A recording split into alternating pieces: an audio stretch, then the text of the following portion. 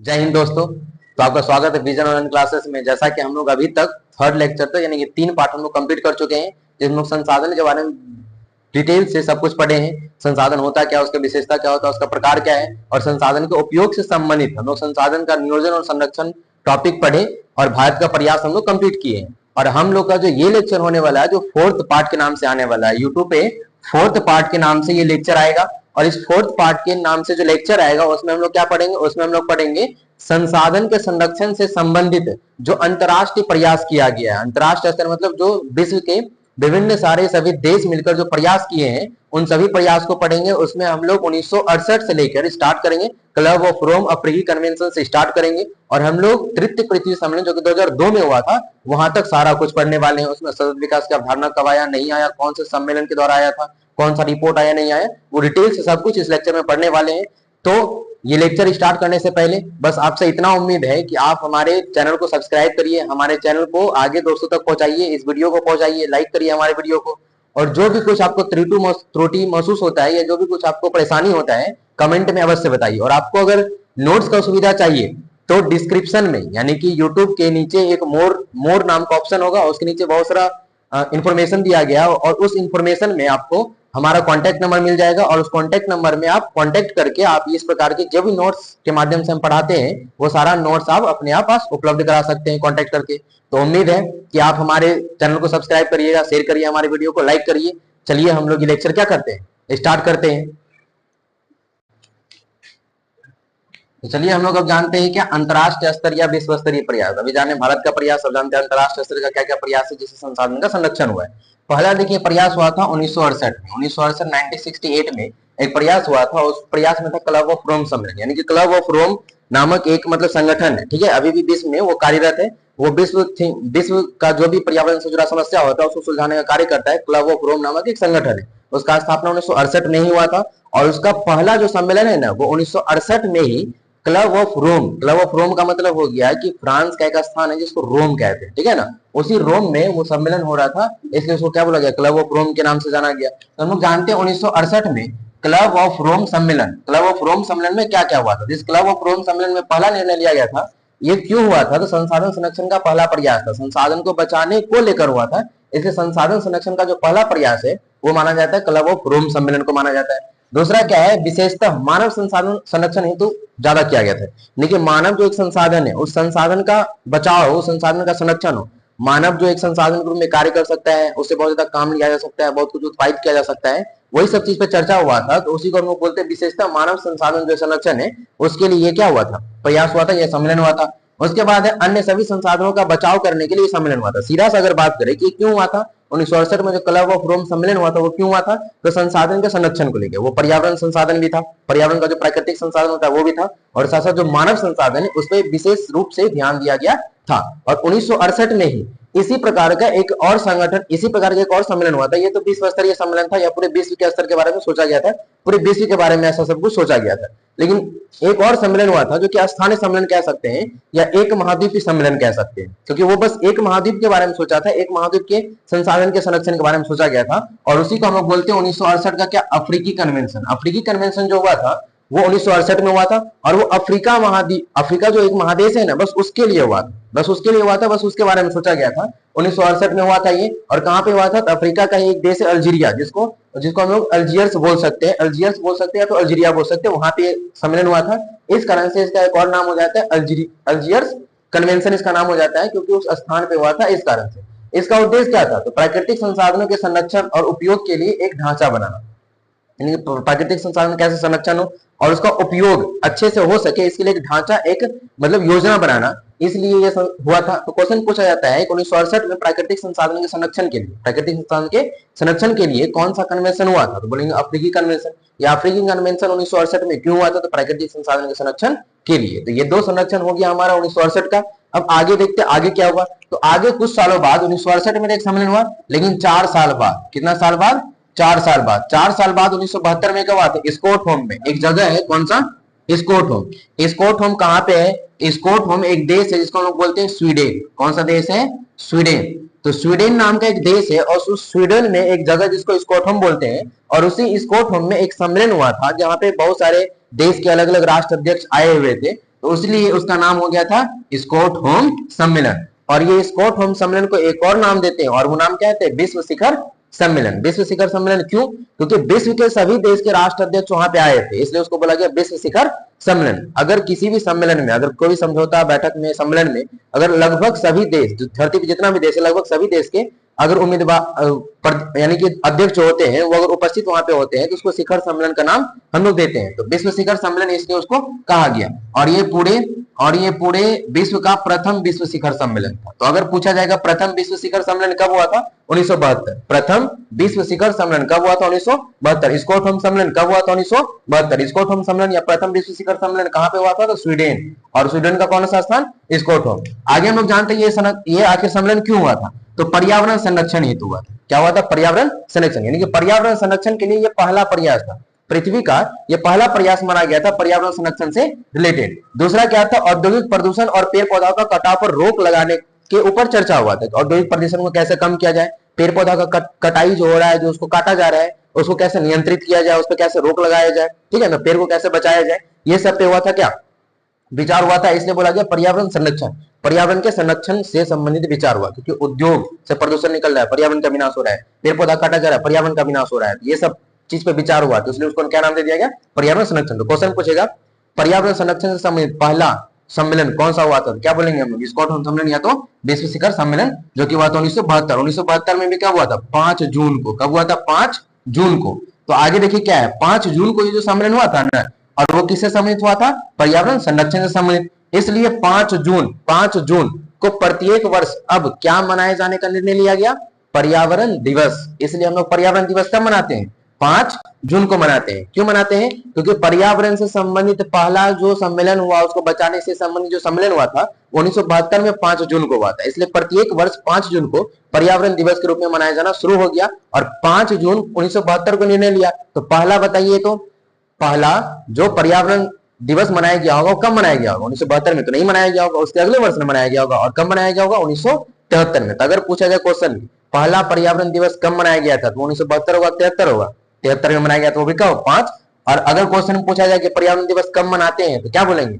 1900 कब मनाते हैं? 5 जून को मनाते हैं। और कब से स्टार्ट हुआ है? 1973 से स्टार्ट हुआ है। और इसका निर्णय कब लिया गया था? 1972 में निर्णय लिया गया था। ये देखिए यहाँ पे क्या है, पर्यावरण दिवस, और पर्यावरण दिवस कब मनाते हैं? 5 जून को मनाते हैं। और आगे देखिए क्या है कि ये जो स्टॉकहोम में सम्मेलन हुआ था, इसमें जो विचार हुआ, जो विमर्श हुआ, जो भी कुछ ढांचा या जो भी कुछ योजना बना था, उसको एक रिपोर्ट के माध्यम से प्रकाशित किया गया। और उस रिपोर्ट का नाम है लिमिटेड टू ग्रोथ। उस रिपोर्ट का नाम क्या था? लिमिटेड टू ग्रोथ नामक पुस्तक। लिमिटेड टू ग्रोथ नामक पुस्तक से इसको प्रकाशित किया गया। इसमें जो भी कुछ विचार विमर्श, जो भी इसमें निर्णय लिया गया, सब कुछ एक बुक में प्रस्तावित हो, ताकि लोग उसको जाने, सीखे, पढ़े, ताकि उसके बारे में समझ सके क्या क्या बात हुआ, नहीं हुआ।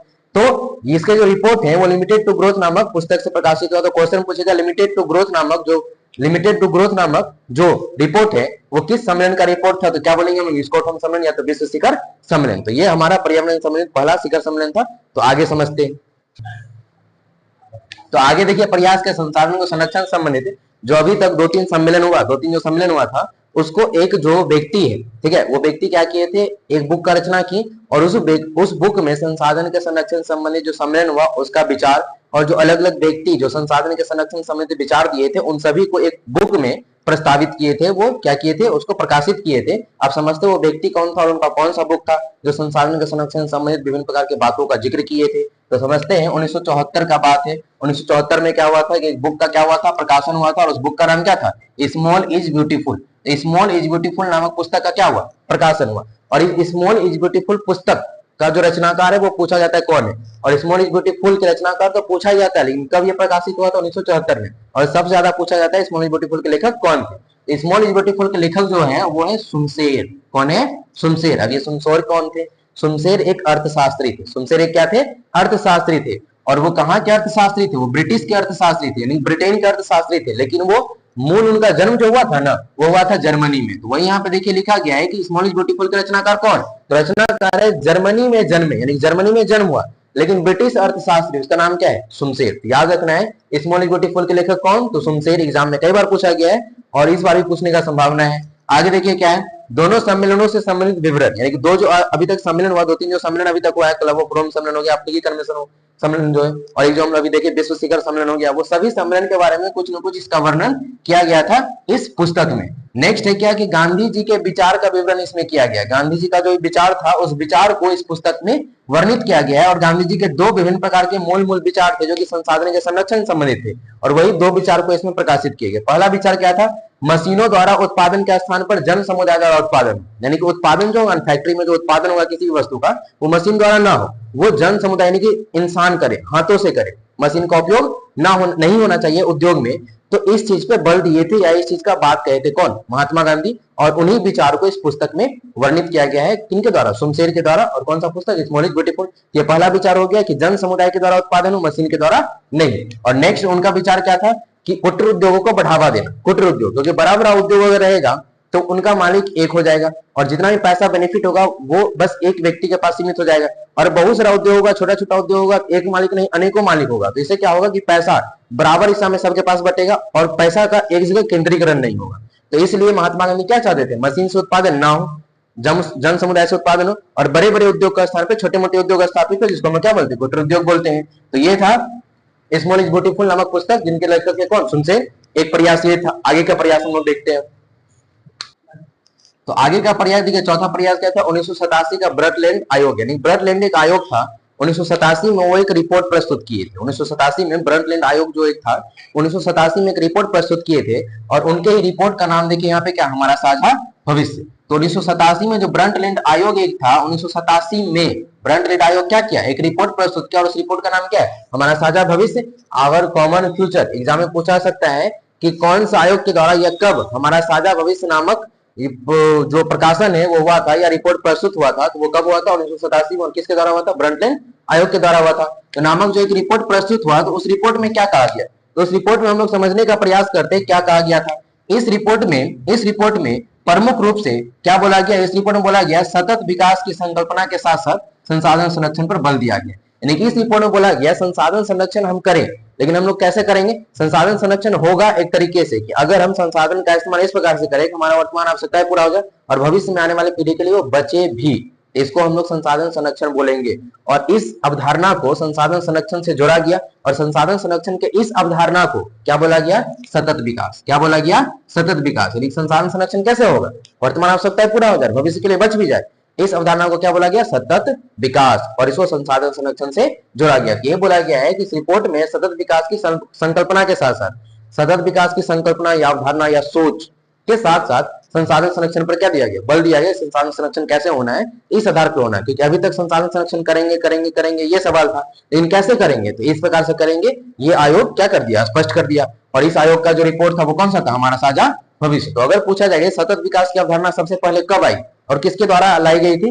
तो ब्रटलैंड आयोग के द्वारा लाई गई थी। और कौन सी रिपोर्ट में आया था सतत विकास का सबसे पहला अवधारणा? वो कौन सा रिपोर्ट था? हमारा साझा भविष्य नामक रिपोर्ट था। तो आगे हम लोग समझते हैं कि सतत विकास का क्या अर्थ होता है। तभी जैसे समझाए कि एक ऐसा विचार, एक ऐसा विकास, एक ऐसा प्रक्रिया जिसके द्वारा क्या हो? हमारा वर्तमान आवश्यकता ही पूरा हो जाए, संसाधन का इस्तेमाल करें और हमारा वर्तमान आवश्यकता पूरा हो जाए, और फ्यूचर में आने वाली पीढ़ी के लिए वो बच भी जाए, इसको हम लोग क्या बोलेंगे? सतत विकास बोलेंगे। वही चीज को यहाँ पे देखिए लिखा गया है। क्वेश्चन पूछा सकता है एग्जाम में आपका, क्या पूछेगा? सतत विकास से आप क्या समझते हैं? सतत विकास का क्या अभिप्राय होता है? तो इसका मतलब होता है यह एक ऐसा विकास या प्रक्रिया है जिसमें संसाधन का प्रयोग इस प्रकार से किया जाता है कि उससे हमारी क्या हो? वर्तमान आवश्यकता भी पूरा हो जाए, वर्तमान आवश्यकता भी पूरा हो जाए, पूरा आवश्यकता भी पूरी हो जाए, और भविष्य की पीढ़ियों के लिए, कौन सी पीढ़ी?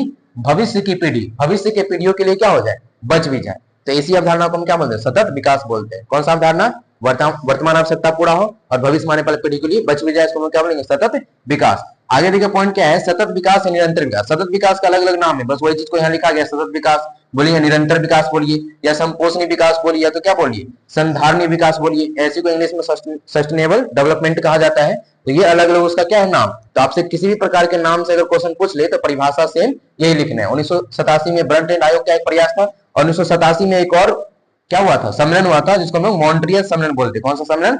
मॉन्ट्रियल सम्मेलन। तो इसमें क्या किया? ब्रटलैंड आयोग में सतत विकास की अवधारणा को लाया गया था। संरक्षण कैसे हो? तो सतत विकास के आधार पर ये जवाब मिला था। 1987 में एक और सम्मेलन हुआ था, इसको मॉन्ट्रियल सम्मेलन बोलते हैं। अब उसमें क्या था, अब आगे समझते हैं। तो आगे देखिए हमारा क्या है, 1987 में मॉन्ट्रियल सम्मेलन हुआ था। उस मॉन्ट्रियल सम्मेलन में क्या हुआ था? ये जगह था कौन? कनाडा। कनाडा में ये सम्मेलन हुआ था। ओजोन संरक्षण के लिए मॉन्ट्रियल प्रोटोकॉल लागू हुआ। कौन सा प्रोटोकॉल? Montreal protocol. किसके संरक्षण के लिए? ओजोन संरक्षण। ओजोन का क्षय हो रहा है, इस बात का जैसे पता चला था वैज्ञानिकों को, तो उसके संरक्षण के लिए एक प्रोटोकॉल लागू किया गया। उस प्रोटोकॉल में क्या बोला गया, यानी कि एक मान लीजिए एक निर्णय लागू किया गया, उस निर्णय में क्या बोला गया, उस प्रोटोकॉल में क्या बोला गया? CFC, इसको क्लोरोफ्लोरोकार्बन कहते हैं। CFC क्लोरोफ्लोरोकार्बन के उपयोग और उत्पादन को समाप्त करने के लिए एक समय सीमा निर्धारित किया गया। क्या किया गया? समय सीमा निर्धारित किया गया कि अलग अलग देश को बोला गया कि आप जो है इतने समय तक इसको उत्पादन में कमी करिए, इतना % का कमी करिए। ये सब निर्णय लिया गया था। अमेरिका के लिए अलग लागू किया गया, यूरोपीय संघ है उसके लिए अलग ही इसका समय सीमा निर्धारित किया गया। अलग अलग देश के लिए एक समय सीमा निर्धारित कर दिया गया कि इतने समय आपको क्या करना है, आपको करना यह है कि जो क्लोरोफ्लोरोकार्बन है उसको उत्पादन को कम करना है और उसको उपयोग पर रोक लगाना है। क्योंकि क्लोरोफ्लोरोकार्बन जो होता है वो क्या करता है, ओजोन परत में जाके वो गैस जाके मिल जाता है क्लोरोफ्लोरोकार्बन, और जाके उस ओजोन लेयर को कमजोर कर देता है, जिससे उसमें छिद्र होने का खतरा होता है, और छिद्र हुआ भी था। तो इसी चीज के लिए समय सीमा निर्धारित किया गया। और विकसित देश के लिए वो समय सीमा क्या था? 2000 ईस्वी। कब तक था? 2000 ईस्वी। और जो विकासशील देश है उसके लिए वो टाइम कब से कब तक था? 2010 तक। ये 1987 में सम्मेलन हुआ था, और इसमें जो समय सीमा निर्धारित हुआ वो 2000 विकसित देशों के लिए, और 2010 वो किसके लिए निर्धारित हुआ था? विकासशील देशों के लिए। आगे देखिए क्या है, 16 सितंबर, यानी कि जो सम्मेलन है वो 1987 में हुआ था, लेकिन कब हुआ था? 16 सितंबर को। इसलिए 16 सितंबर को हम लोग प्रत्येक वर्ष क्या मनाते हैं? ओजोन दिवस मनाते हैं। कौन सा दिवस मनाते हैं? ओजोन दिवस। क्योंकि ओजोन के संरक्षण से संबंधित सम्मेलन था, इसलिए इसको हम क्या बोलते हैं? ओजोन दिवस मनाया जाता है। कब? 16 सितंबर को प्रत्येक वर्ष हम लोग क्या मनाते हैं? ओजोन दिवस। अब ये जो निर्णय लिया गया था ओजोन के संरक्षण से संबंधित, या फिर अचानक से नहीं लिया होगा, कभी न कभी वैज्ञानिक को पता चला होगा ना कि ओजोन का क्षय हो रहा है। तो वो कब पता चला था? 1985 में पता चला था। 1985 में जैसे वैज्ञानिक को पता चला वो एक सम्मेलन कर लिया तुरंत, और उसको हम वियना सम्मेलन कहें। और वियना सम्मेलन जो होता है, वियना सम्मेलन जो हुआ था, उस वियना सम्मेलन में क्या निर्णय लिया गया? देखिए क्या लिखा गया है। 1985 में वैज्ञानिकों को पता चला कि अंटार्कटिका के ऊपर ओजोन परत में एक विशाल छिद्र हो गया है। अचानक से पता चला था, तो वो एक सम्मेलन किया था, और उसी सम्मेलन में ये निर्णय लिया कि 2 वर्ष फिर हम पुनः मिलेंगे और इस पर विचार करेंगे, और इसका संरक्षण कैसे हो इस चीज पर निर्णय हम लोग निकालेंगे विचार विमर्श करके। तो बस परिणाम क्या हुआ? वियना में एक सम्मेलन हुआ। जब जैसे वैज्ञानिकों को पता चला ऐसा ऐसा बात है, वियना में तुरंत सम्मेलन हुआ, जिसको वियना सम्मेलन कहे। और उसी सम्मेलन में विचार किया गया, विचार विमर्श हुआ, और 2 वर्ष बाद फिर या पुनः सम्मेलन की बात कही गई थी उसी में। और उससे पहले ओजोन का क्षय हो रहा है कब पता चला था? 1970 के दशक के मध्य चेतावनी दी गई थी कि कुछ मानव निर्मित रसायन ओजोन परत को नुकसान पहुंचा रहा है। वो नुकसान पहुंचा रहा है, लेकिन पहुंचा चुका है, ये बात का पता कब चला? 1985 में वैज्ञानिकों को पता चला कि अंटार्कटिका के ऊपर, किसके ऊपर? अंटार्कटिका के ऊपर क्या हो चुका है? विशाल छिद्र हो चुका है। किसमें? ओजोन लेयर में। जिस बात का डर था वो हो चुका था, तो उसी का संरक्षण करने के लिए फिर 1987 में, यानी कि 85 में ये बात कहा गया, और 87 में फिर पुनः 2 वर्ष बाद सम्मेलन हुआ। तो आगे समझते हैं इसके बाद क्या प्रयास। देखिए अगला प्रयास क्या था? अगला प्रयास हमारा था 1992 का। अंतरराष्ट्रीय स्तर पर जो अगला प्रयास था वो कब था? 1992 का था। इसको प्रथम पृथ्वी सम्मेलन कहा गया था। ये जो प्रथम पृथ्वी सम्मेलन है ये हुआ था, अलग अलग देशों के लगभग 178 प्रतिनिधि यहाँ पे शामिल हुए थे। 178 प्रतिनिधि शामिल हुए और इस सम्मेलन को किए थे। और ये सम्मेलन कहाँ पे हुआ था? ब्राजील नाम का जो देश है, उस देश का एक स्थान जिसको रियो डी जनेरियो कहते हैं। Rio de Janeiro. तो रियो डी जनेरियो जो नामक स्थान है, उसी स्थान में प्रथम पृथ्वी सम्मेलन हुआ था। एग्जाम में क्वेश्चन पूछा जाएगा प्रथम पृथ्वी सम्मेलन कब हुआ था? 1992 प्रथम पृथ्वी सम्मेलन कहाँ पे हुआ था? तो रियो डी जनेरियो में हुआ था। और रियो डी जनेरियो कहाँ पे है? तो वो ब्राजील में है। अन्य नाम इस सम्मेलन का, जो प्रथम पृथ्वी सम्मेलन था उसका और क्या नाम है? इसका और नाम है रियो शिखर सम्मेलन, तो रियो नामक शहर में हुआ था। और एक नाम है पर्यावरण और विकास पर संयुक्त राष्ट्र सम्मेलन, यानी कि पर्यावरण और विकास ये दोनों पर संयुक्त राष्ट्र सम्मेलन हुआ था। यानी कि राष्ट्र का एक संयुक्त सम्मेलन जो किसके ऊपर हुआ था? पर्यावरण और विकास से संबंधित हुआ था, इसलिए इसको बोला गया पर्यावरण और विकास पर संयुक्त राष्ट्र सम्मेलन। उसका एक इंग्लिश फॉर्म में, शॉर्ट फॉर्म वो लिखा गया। कारण क्या था? ये सम्मेलन होने का क्या कारण था? ग्लोबल वार्मिंग बढ़ रहा था, पृथ्वी का टेम्परेचर बढ़ रहा था, इस कारण से ये हुआ था। जैव विविधता में कमी आ रहा था, उस पर ध्यान देने के लिए, उस पर निष्कर्ष निकालने के लिए ये सम्मेलन हुआ था। वनस्पति का नाश हो रहा है, पेड़ पौधा बहुत ज्यादा कटाई हो रहा है, इसके लिए हुआ था। जल और प्रदूषण यानी कि वनस्पति का विनाश हो रहा है उसके ऊपर, जल का बचाव करना है इसके ऊपर, और प्रदूषण बढ़ रहा है तो उसके ऊपर। ये विभिन्न प्रकार का रीजन था, ये विभिन्न प्रकार का मुद्दा था, जिसको सही करने के लिए या जिससे बाहर निकलने के लिए, इन सभी समस्याओं से बाहर निकलने के लिए ये प्रथम पृथ्वी सम्मेलन हुआ था। उसके बाद देखिए इसमें क्या है, इसमें विकसित और विकासशील देशों के लगभग 178 प्रतिनिधि भाग लिए थे। कितने प्रतिनिधि भाग लिए थे? 178 प्रतिनिधियों ने भाग लिया था प्रथम पृथ्वी सम्मेलन में 1992 रियो डी जेनेरियो में जो हुआ था। आगे क्या है, कार्यक्रम 21 या एजेंडा 21 लाया गया, यानी कि 21 ऐसा प्लान लाया गया, 21 ऐसा निर्णय बनाया गया जिसको लागू करके, जिसको अपनाकर कोई भी देश इन सभी समस्याओं से बच सकता है। 21 ऐसा विभिन्न प्रकार का योजना या तो कानून लाया गया था जिसको अगर अपना ले कोई देश तो ऐसा जो समस्या है उस देश से बाहर जा सकता है।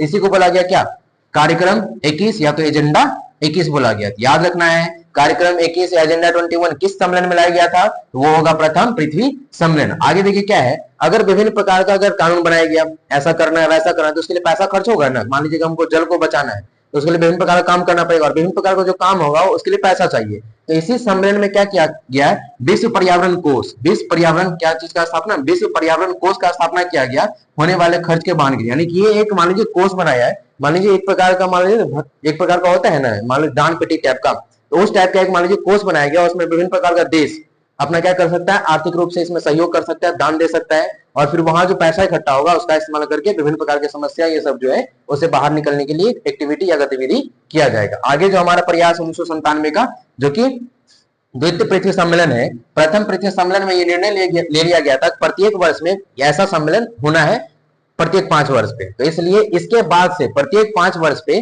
पृथ्वी सम्मेलन होना स्टार्ट हो गया। तो दूसरा पृथ्वी सम्मेलन हुआ होगा 1997 में, तीसरा पृथ्वी सम्मेलन कब हुआ होगा 2002 में, चौथा फिर कब हुआ होगा 2007 में। इस प्रकार से जो पृथ्वी सम्मेलन है वो स्टार्ट हो गया और चलता रहा। तो हम लोग दूसरा पृथ्वी सम्मेलन में क्या हुआ था अब उसको समझते हैं। देखिए हम बोले कि प्रथम पृथ्वी सम्मेलन में निर्णय लिया गया प्रत्येक 5 वर्ष बाद क्या होगा, पृथ्वी सम्मेलन होगा और इस पर विचार विमर्श किया जाएगा कैसे पर्यावरण को बचाना है, पृथ्वी की विभिन्न प्रकार की समस्या से कैसे निपटना है।